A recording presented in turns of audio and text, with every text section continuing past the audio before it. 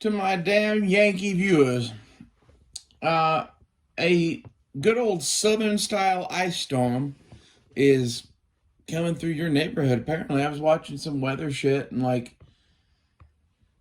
the typical shit that we have in Oklahoma that puts us out of commission for weeks at a time sometimes are ice storms.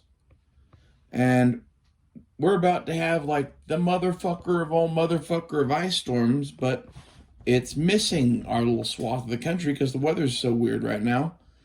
And it's landing between like Chicago and Ohio. That kind of elevation of the country. Like if you're along the same lines of fucking Rockford, Illinois, it's going from one end of the country to the other, and it's going in basically a straight line. And if you're in that line, you ain't going to have power for a long time if this is as bad as they're saying it's going to be. You know, I heard someone say prepare to not have power for a week. Well, we had a big ice storm here once. We didn't have power for a month and a half. I imagine that if it's Chicago, that shit's going to be worse. No. So, go fill your gas tanks. Go get some extra food.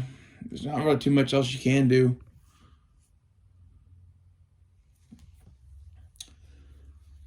You know, if you don't have a generator at this point, or some sort of a way to generate power, I would recommend doing that.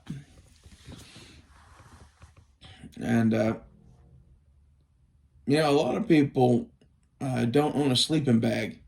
If you don't own a sleeping bag, you should. Anytime that there's like a thing like this, you should sleep in your sleeping bag. I'm bewildered by the fact that most Americans don't own a fucking sleeping bag. At least not a real good one, not one that like will keep you alive. You know, it's a pretty important piece of kit.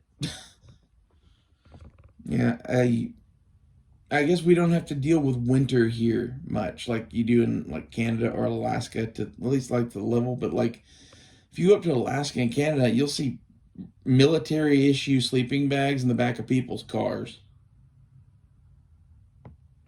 Because if you get stuck on the side of the road, you need it or you'll die.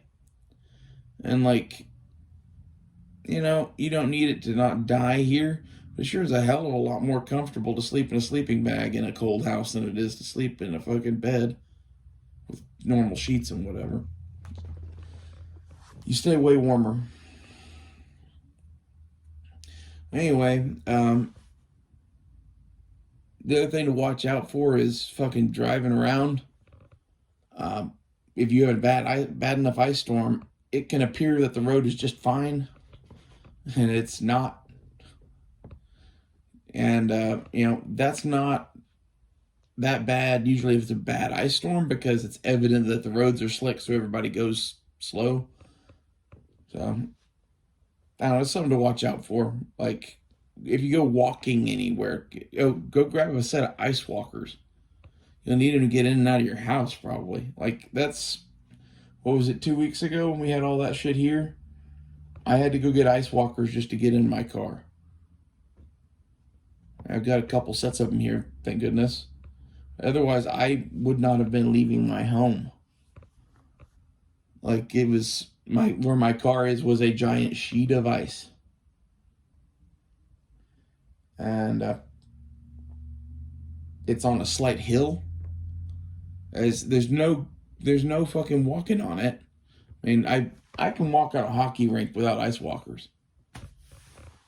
You know, it doesn't bother me at all. I can walk on slick surfaces. I cannot walk on a slick surface that's at a 60-degree grade or whatever. If that's you too, ice walkers are like $20. You know, a winter hat to sleep in might be a good idea too.